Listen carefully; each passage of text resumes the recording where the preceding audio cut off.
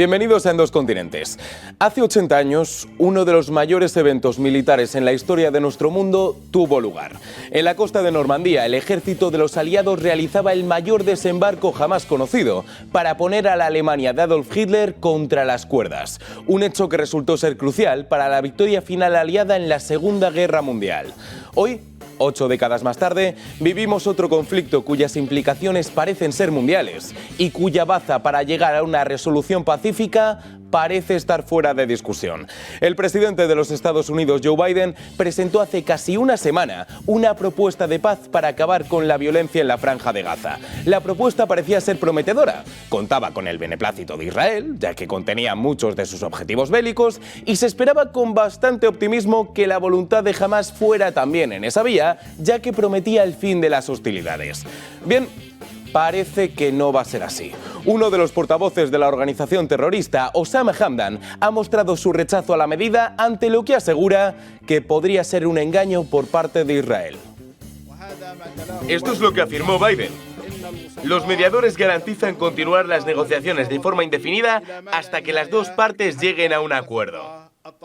Esto confirma que Israel solo quiere una fase cumplida, la de recuperación de los rehenes, para después reanudar su agresión y guerra contra nuestra gente. Israel no quiere un alto al fuego. Hasta que no haya una postura clara por parte de la ocupación israelí con respecto a la voluntad ante un alto al fuego permanente y retirada de la Franja de Gaza, que es lo que podría abrir la puerta al acuerdo, no podemos aceptar una propuesta que no asegure, confirme o garantice un alto al fuego permanente y una retirada de la Franja de Gaza.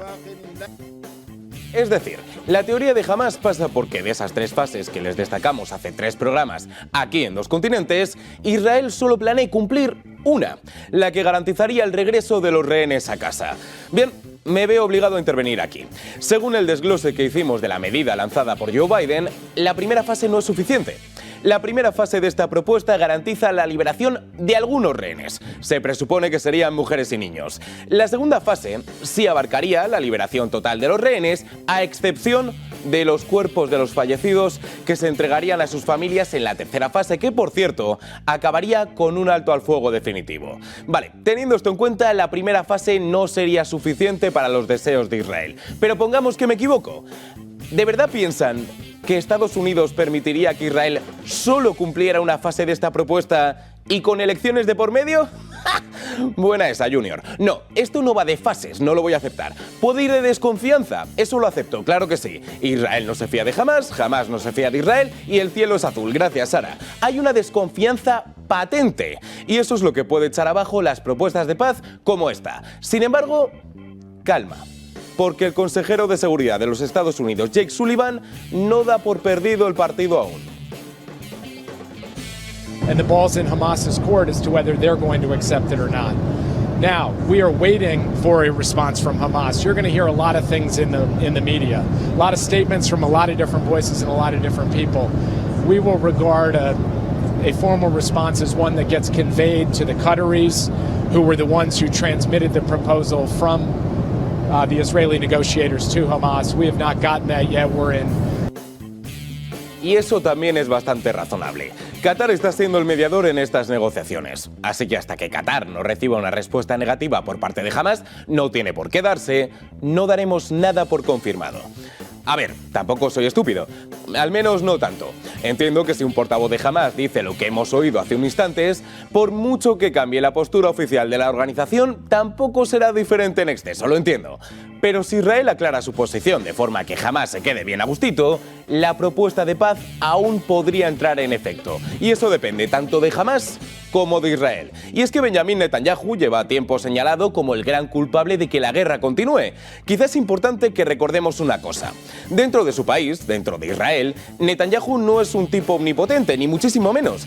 Estamos hablando de un hombre que ha regresado al poder tras una multitud de elecciones generales en apenas unos meses y que lo ha hecho gracias a una coalición. O sea que no, tanto en política interior como exterior, la palabra del primer ministro no es definitiva. Y aquí vienen las acusaciones. Durante las últimas semanas, una serie de medios aseguran que la guerra continúa porque Netanyahu se aferra al poder. ¿Por qué? Porque los socios de la coalición habrían amenazado con echar a Netanyahu de su puesto si no consigue la liberación de rehenes y la erradicación total de Hamás en este conflicto. Claro, si el apoyo internacional a Israel ya tiembla, la imagen de miles de muertos provocada porque un tipo se quiera aferrar al poder no ayuda demasiado a los intereses israelíes, la verdad. Así que, ¿qué ha hecho Netanyahu? Negar estas acusaciones. Estamos trabajando de formas incontables para que nuestros rehenes regresen. Pienso en ellos constantemente, en sus familias y en su sufrimiento. Esto es parte del plan. No es algo que haya añadido ahora. No es algo que esté realizando por presión de la coalición. Es algo a lo que hemos llegado el gabinete de guerra de forma unánime. Sí es cierto que los dos grandes objetivos de Netanyahu han sido esos durante todo el conflicto. ¿Siguen persistiendo por la presión de la coalición? Hasta tanto, no podemos leer. Lo que sabemos es que Netanyahu sigue en el punto de mira por cuestiones como estas o lo acontecido con el Tribunal Penal Internacional. Y es que, no sé si lo recuerdan, pero el tribunal emitió una orden de captura a 3 líderes de Hamás por lo ocurrido el pasado 7 de octubre, sí, pero también a Benjamin Netanyahu por unos potenciales crímenes de guerra. Bien, este asunto no le sentó demasiado bien ni a Netanyahu ni a los Estados Unidos, que han decidido hacer algo al respecto. ¿El qué? Aprobar una medida para sancionar al Tribunal Penal Internacional por esta condena. En esta votación hay 247 síes y 155 noes. Se ha aprobado la propuesta. Sí, todos los republicanos y casi 50 demócratas han votado a favor de sancionar a este tribunal. ¿Significa mucho? Nah.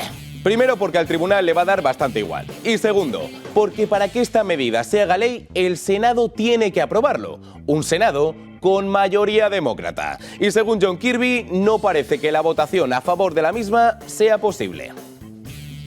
No creemos que el Tribunal Penal Internacional tenga jurisdicción ni apoyamos estas órdenes de detención. Y lo hemos dicho antes, pero tampoco creemos que sancionar al tribunal sea la respuesta. Es decir, que parece que todo se va a quedar igual y que la conformación de la política estadounidense no va a permitir un cambio significativo en esta cuestión. Lo cual es interesante, porque Vladimir Putin tenía ganas de hablar. Y honestamente, puede que el presidente de Rusia no sea un hombre demasiado dado a comparecer públicamente, pero cuando lo hace, se queda bastante a gusto. ¿Y de qué ha hablado Putin? Pues de varias cosas. La primera de ellas, de la guerra en Gaza, si es que se decide denominar así, y sus responsables. Lo que estamos viendo hoy en Gaza, en respuesta a los conocidos ataques terroristas del 7 de octubre en Israel, no parece una guerra. Parece una destrucción total de la población. Lo único que puedo hacer es reiterar la postura oficial de Rusia. Nosotros creemos que esto es resultado de las políticas de Estados Unidos. Pues buenos días, Vietnam. Sí, en Rusia lo único que saben de forma oficial es que la culpa es de los USA. Bien, pero es que Putin ya tiene bastantes asuntos que gestionar en su propio país, y de forma literal además.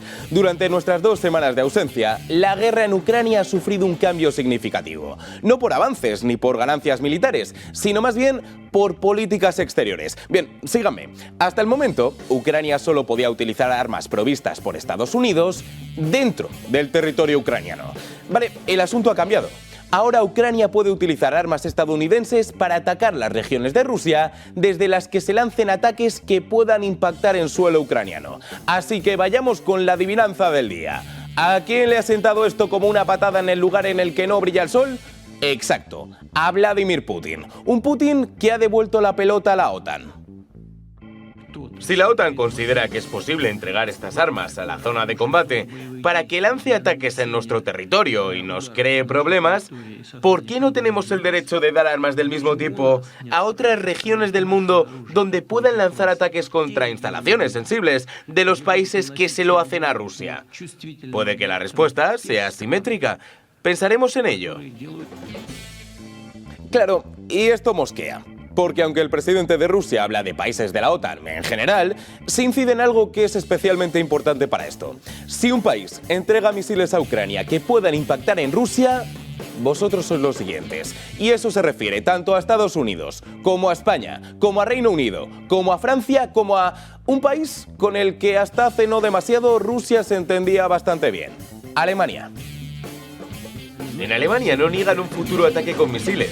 No sé cómo se filtró en la prensa, pero las autoridades alemanas hablaron sobre los potenciales objetivos de ataque en Rusia. Dudaban si sería el puente de Crimea u otro blanco militar. Cuando vimos en territorio ucraniano los primeros ataques alemanes, nos sorprendió bastante. Hubo un choque moral, porque la comunidad rusa siempre ha tenido la alta estima a Alemania. Ahora hablan de misiles y ataques en territorio ruso, lo que provocará el fin de las relaciones entre Alemania y Rusia. Y eso es cierto. Un audio fue filtrado en el que unos oficiales alemanes sopesaban un ataque a Kiev o al puente de Crimea, que recordemos que es una zona de ocupación rusa. Un asunto investigado por las propias autoridades germanas, porque la cosa es seria. Y hablando de serio, si a Putin le da por enviar misiles que ataquen a países de la OTAN, nos vamos de fiesta. Los preceptos de la alianza lo dejan claro. Si un país de la organización es atacado, el resto acudirá a su defensa. Es decir, que el pifostio puede hacerse mundial y podemos ir a por la trilogía bélica. Y ahí, damas y caballeros, colorín colorado, el cuento se ha acabado. Porque ¿cómo respondería Rusia? Bueno, honestamente, no hay nada descartable. ¿Ni las armas nucleares?, me preguntan. No, Josefina, ni las armas nucleares. Por alguna razón, Occidente cree que Rusia nunca utilizará las armas nucleares. Tenemos una doctrina nuclear. Y esto es lo que dice. Si las acciones de un ente amenazan nuestra soberanía o integridad territorial, consideraremos posible utilizar todos los medios a nuestra disposición. Y esto no hay que tomárselo a la ligera o de forma superficial. Se debe gestionar de manera profesional. Es bastante curioso que estamos hartos de oír este aviso y sin embargo el tipo siempre consigue acongojarme a falta de una palabra más contundente. ¿Que el objetivo de Putin es asustar? Pues puede ser. Si es así, ¿lo consigue? Dígamelo usted.